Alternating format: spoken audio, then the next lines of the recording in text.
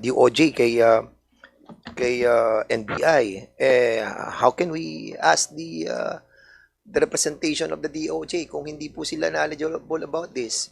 And it's taking so much time, di ba? So, Mr. Chairman, let us remind all the resource speakers next time around, send people that are knowledgeable of the issues. Thank you, Congressman Fernandez. Mr. Chairman. Yes, Congressman Gonzales. Mr. Chairman, to the DOJ, please, if you have the initial complaint, could you please furnish the AMLAC and this committee para makagalaw po yung AMLAC? Thank you po. Congressman Gonzales, so that is duly noted, and that will be relayed expeditiously to the proper offices. Thank you, ma'am. Thank you, Mr. Chairman. Okay, thank you, Congressman Gonzales.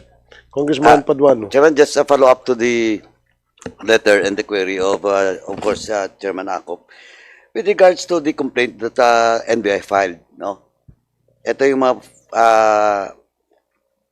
following charges. Yung letter B po, ito yung falsification of public document and use of falsified document against Willie Ong, etc., etc. Ano to? Anong document involved in this? What falsified documents are you referring to, NBI?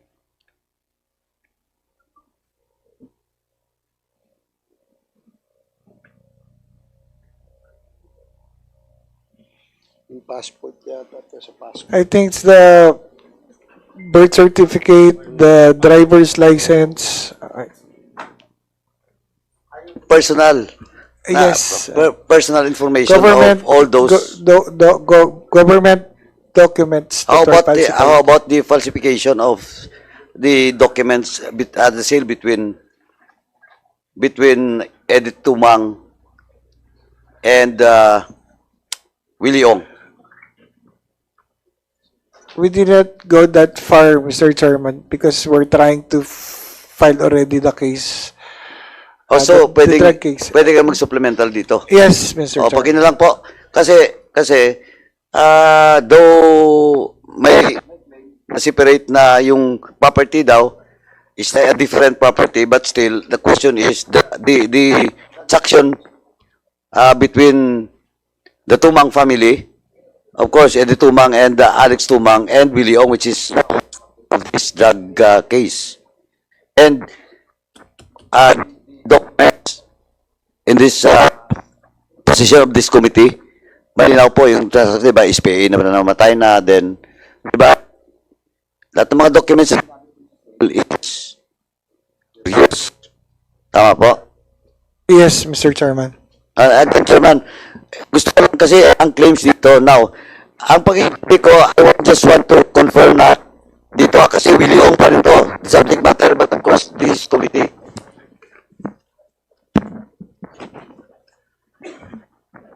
Subject matter is same of the for Willie Ong. Gusto ko confirm. Kasi argument dito ni Mr. Alex no? Yung kay Tuason at saka yung kay Evangelista. But still, kinonsolidate na to yung property na to eh. Tama? Oh, it was consolidated, Mr. Alex Tumang, and it cannot be used as an excuse. Still, babalik doon sa sale ng property kay Willie Ong. At binintan niyo yun sa now, subject of this investigation na drug lord. Yes, Your Honor. Oh, yun lang po. You cannot just use that as an excuse sa Mr. Alex Tumang. Ngayon, sabi ko nga, binabato sa iyo ng kapatid mo dahil for whatever reason, gusto niya i-shield yung sarili niya dun sa mga pending cases and additional cases on this issue. Problema niyo yun. But still, sabi ko nga, na-consolidate pala yung property na yan. And it was confirmed by LRA. Now, assessors, do you confirm that Tuason and the Evangelista property was consolidated? But still under the name of Willie Ong? Good afternoon po, Mr. Chairman. Yes po, I confirm po. You confirm? Yes. Still under the name of Willie Ong? Yes, Your Honor. And then, the transfer po sa, nung na-consolidate na, O yun, transfer na Mr. sa Chairman. Empire 999. It is now already established that that property of Poisson and Evangelista, which is now claimed by Alex Tumang and Eddie Tumang, was consolidated and is part of the property of Willie Ong. Your Thank you, Honor. Chairman. Thank you, Congressman Paduano. LRA, hindi ba pwede na yung mga, let's say, mga properties under the name of Mr. Willie Ong at yung mga incorporators, yung Michelle C. and the rest, no? Hindi ba dapat meron na, I remember nung last hearing na pag-usapan natin and we ask you what the LRA can do, no, to prevent the conveyance or sale of these properties to another buyer. 'Di ba? Dapat siguro, 'di ba, sabi nga natin, pwede bang lagyan niyo ng annotation 'yan? Pwede niyo bang i-forewarn yung mga possible buyers na, oy, that property is still under the subject of an investigation in the Congressional Committee of Dangerous Drugs. Your Honor, we have been doing that. I already informed the examiners and all the employees in the Register of Deeds to watch out these properties. However, may I just make some corrections on the registered owner of the property right now.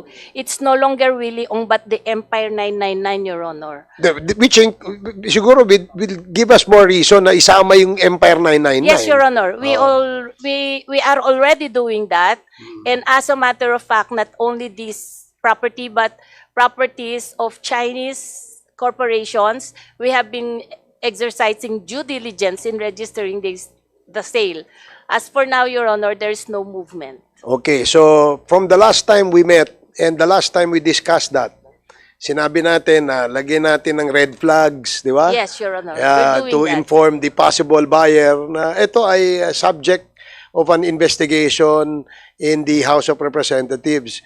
From that time, that the last time we had the meeting, wala bang nabenta? No movement, Your Honor. Si Empire 999, wala. Yes, Your Honor. Si Willie There's Ong, none. wala. There's none, Your Honor. The other incorporators, wala rin. There's none, Your Honor. Okay, so what property was sold to a certain buyer which was owned by Mr. Willie Ong? There's none, Your Honor. As There's you can- none, huh? None of the properties under Willie Ong and pangalan nito, Empire 999? There's a sale. Kailan ito? In 2022, Your Honor. March 14, 2022, in favor of Jeffrey Chua Arcilla. Jeffrey, Chua Arcilla. But this was in 2022, Your Honor. so 2022, 2023. At saka yung 2023, especially after October.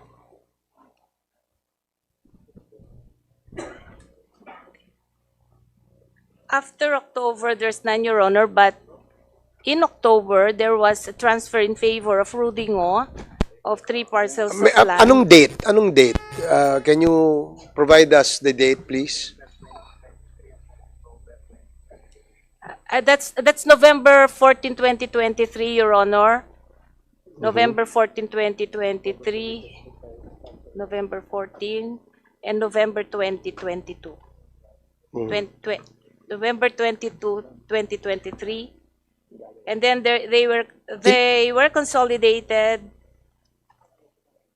This is the Empire. I'm sorry, Your Honor. Only 4 parcels. So, more or less, apat na properties Yes, Your Honor. under the name Willie Ong or Empire 999. No, Your Honor. These are the properties of AD Yang sold to Rudy Ngo. A.D. Yang Not sold to Willie. Rudy Ngo. Yes, Your Honor. It's not Willie Ong No, Your Honor. selling the property to ano.